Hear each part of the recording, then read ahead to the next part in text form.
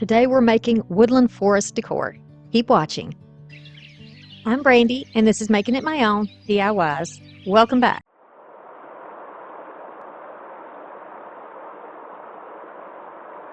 The wood fern. I've got some little moss rocks here. They came from Temu. This originally came from Hobby Lobby.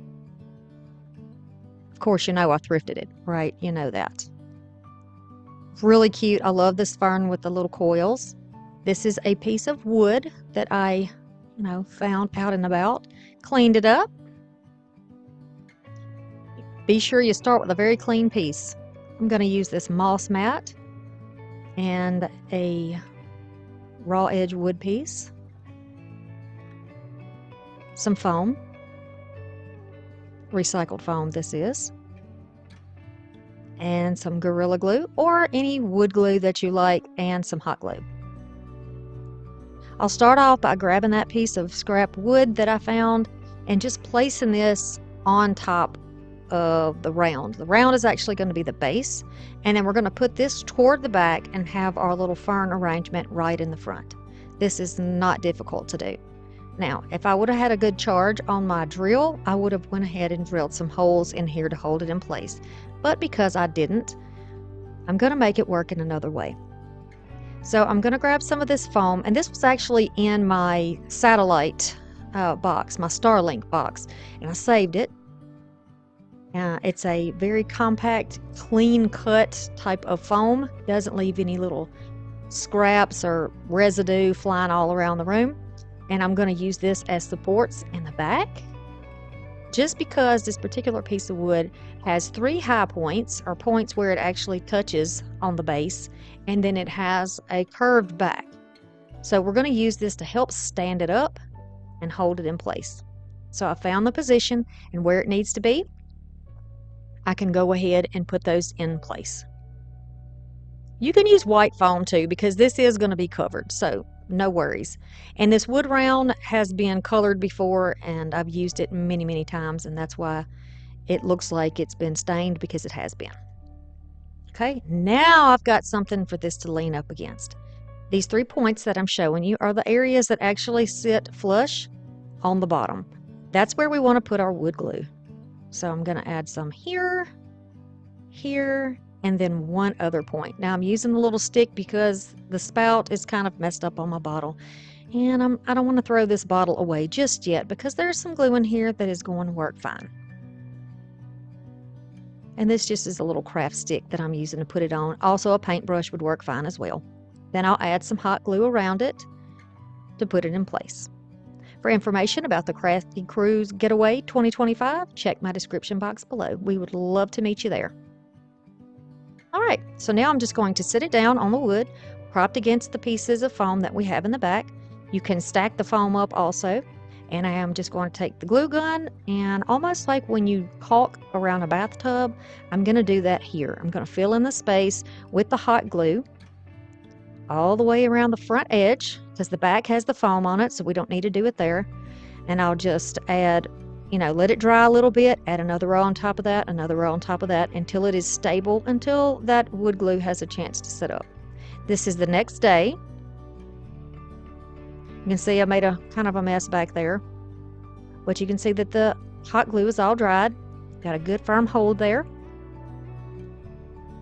And we're going to start covering up this piece of wood with some of this moss mat.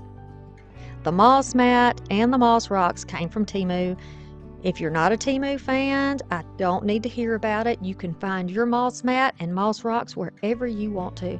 And you could probably just make your own moss rocks if you wanted to, or use plain rocks, whatever you like. I like the moss covered stones though. I am going to just take this and tuck this around, almost like tucking it in a few spots and then trimming it up where it needs to be trimmed. This is not a precise kind of thing. I'm just holding it down in place snugly and then picking up and gluing in those areas where it is touching either the back or the bottom. Protect your fingers, because you may be using a lot of hot glue here. You maybe could use a different type of adhesive if you don't, if you're not a fan of hot glue, you could do that. But when you're working quickly and you want to get a project done, hot glue is a pretty good option. Maybe try the Gorilla Glue sticks if you have an issue with the glue. Now I'm going to take my scissors and go around. I'm just putting the blade on the edge of the wood and making sure that it's flat. Then I can lift up and cut that little underpiece, which is black, trim it up just a little bit where it needs to be trimmed. And then I'll add some glue working out toward the edge. Now I have a nice even edge, and we can turn around and work on the back. I'm going to put a piece here, trim it down where it will go over the foam, almost like a little heel, and then I will glue that into place. We're going to glue it on the bottom and right over the top of the foam. This is going to make it look like it is glued right on top of the mat instead of the mat being glued around it. Maybe you could try gluing it down to the mat first if you wanted to, but I feel like the wood on wood contact with that the wood glue is going to be the best way to keep this secure. And it is a rather fragile piece of wood. So, it fell out of a tree during a storm. So we're going to do the best we can to baby it, right? Then I'm just going to go around the edge and just, cut off anything that really, really hangs out and gets in the way. Checking it out from all angles, making sure everything's glued where it needs to be. If you do miss anything when you start adding things later, you can just go back in and add a little bit more, right? We're not going to sweat the small stuff here. Now, please, whenever you get any greenery, no matter where you get it from, if you get it from Hobby Lobby or Walmart or Dollar Tree or Temu, thrift store, wherever you get it from, please fluff it out.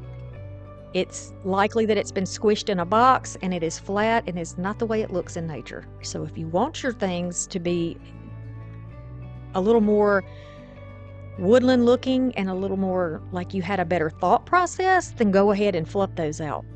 Now, I didn't have long enough staples here, so I'm using some very short nails to go through the stem part of this piece. And then I'm going to flood it with glue to make sure it doesn't move. Okay, now I'm going to take those little moss covered stones and just add those in here. There really not a whole lot of purpose to where I put things, except that it did look like it fit there well. There's a little bit of glue still there that's damp, so all I had to do is add some under the front. Once I get it in place, I'm going to kind of play around with the fern, because you know how I am with the fluffing of the greenery and the flowers and bows. I'm a fluffer. And I'm just going to mess around with it and make sure the pretty sides are up, and if there's a wire in it, give it a little, flex it a little bit, give it a little life, a little movement. And then I decided to put the smallest little stone in the back, just for the heck of it. Whenever you have something like a fern or it has a lot of little tendrils hanging off, you can add a little bit of hot glue to hold those things in place in any particular place if you would like. And this is what we have so far, and this is definitely a place you could stop if you would like. I'm looking at it from all angles, making sure everything is stable and it is the way that I like it.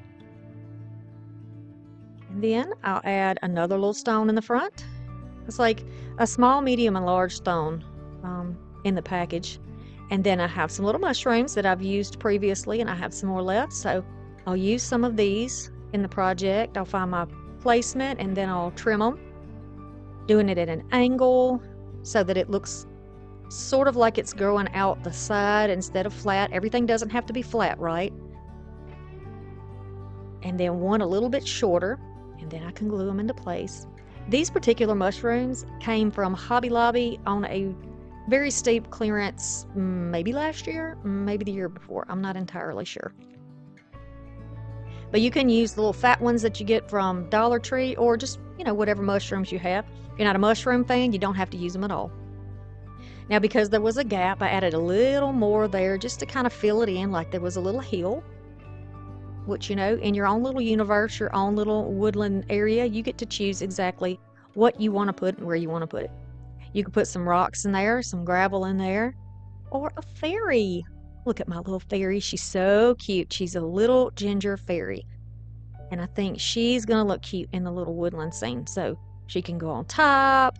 I'm going to try her in a bunch of areas to see where she's most comfortable. And of course, most stable, because I don't want her to fall off. And I like the idea of the mushrooms being like a little seat and a footstool.